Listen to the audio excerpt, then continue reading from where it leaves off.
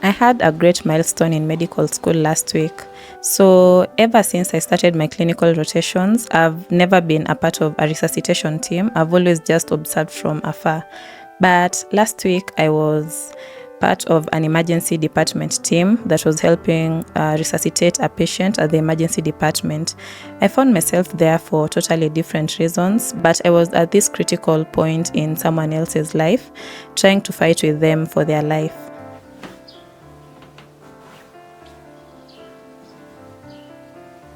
This patient had come in like half an hour before she started decompensating. She had been stabilized, she had good mental functions, her blood pressures had stabilized and she was on oxygen. She was conversing well and we took a good history from her. Lab investigations were being done so that she could be transferred to the wards for further management. A few minutes while helping the medical officer in charge, I heard someone say, "We need help, call the student." A relative called me as I was headed there and was told to give compressions. I have never given compressions in my medical school journey since I started my clinical years. So I was just told to get on the patient's bed and do my best as we were wheeled to another room for further management.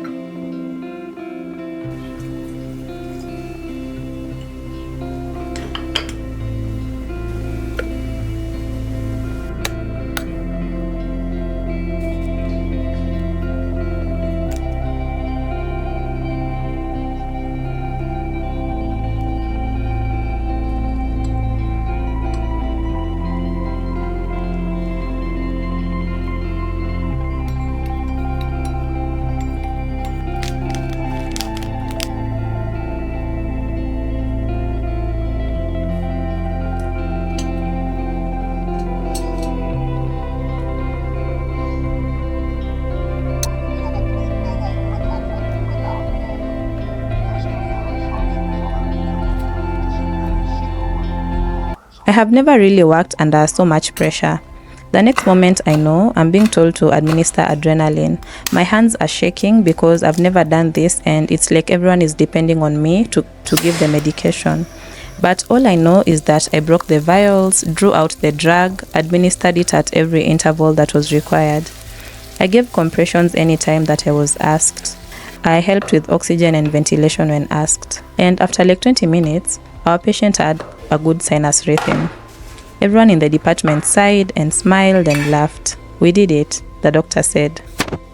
The patient stabilized and we continued care, administered oxygen, made sure that we were there, monitoring everything minute by minute, second by second.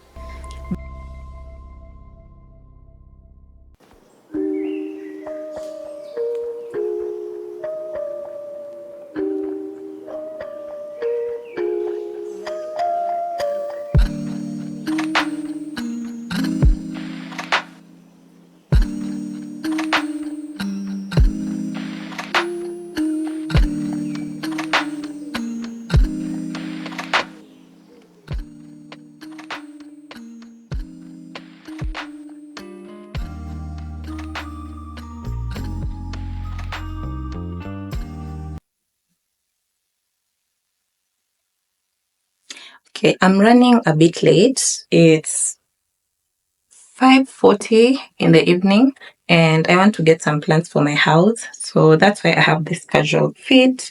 I have this cape, a t-shirt on and some sweatpants.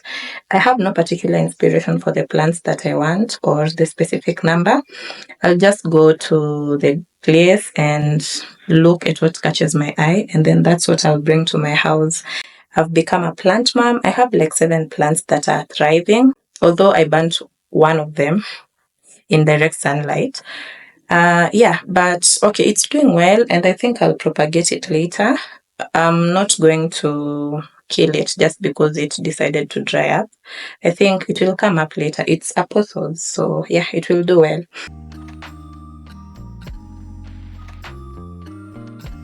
But a few minutes later, she crashed and we had to do it all over again.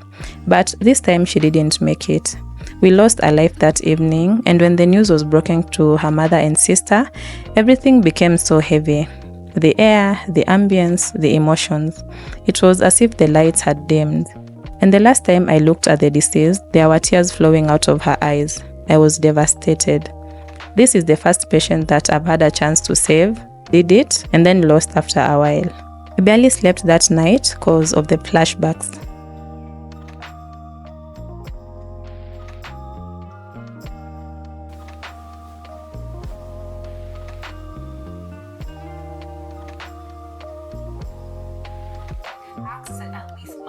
There's more to this event than I have let on, and this is one of the moments in medical school that have shaped my perception about death and will shape my perception about life.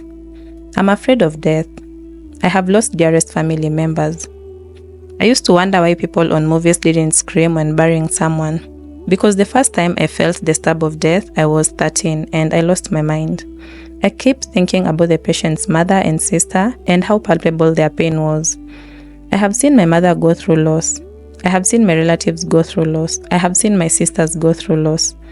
I have seen death win more times than I thought possible in my lifetime. Death is overwhelming. Every other living thing can be killed, but we've not conquered death yet. It remains the biggest enemy to mankind. Some go without pain, some go with pain.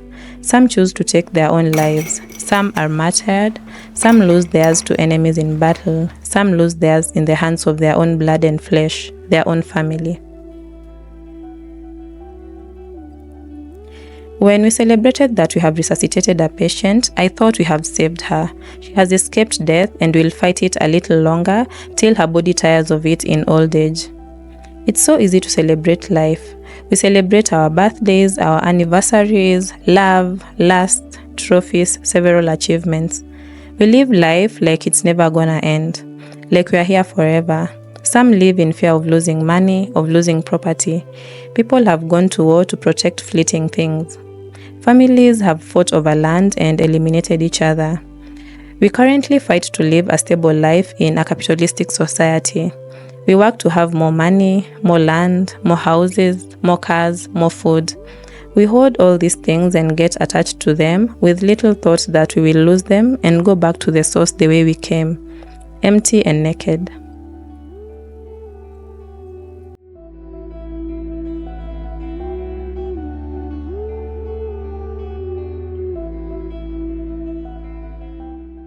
I love life. I love my life. I'm scared of death.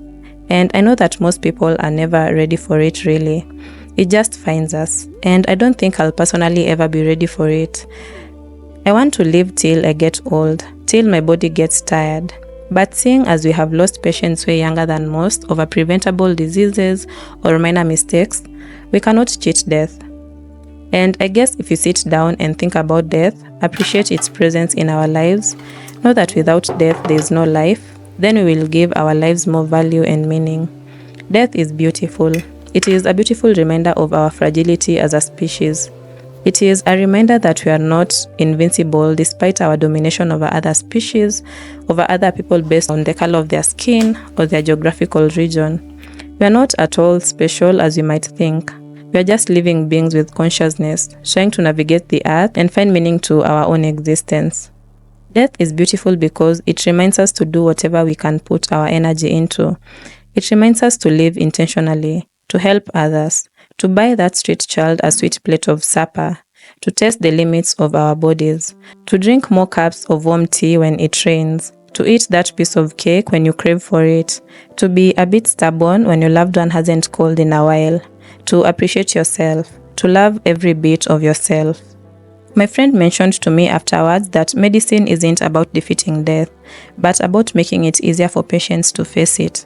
So I guess doctors aren't superheroes, and I hope I won't have to beat myself up in future when I lose patients in instances where there's nothing to be done.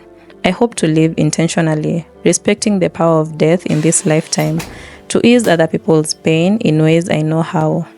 Death is life. One cannot exist without the other.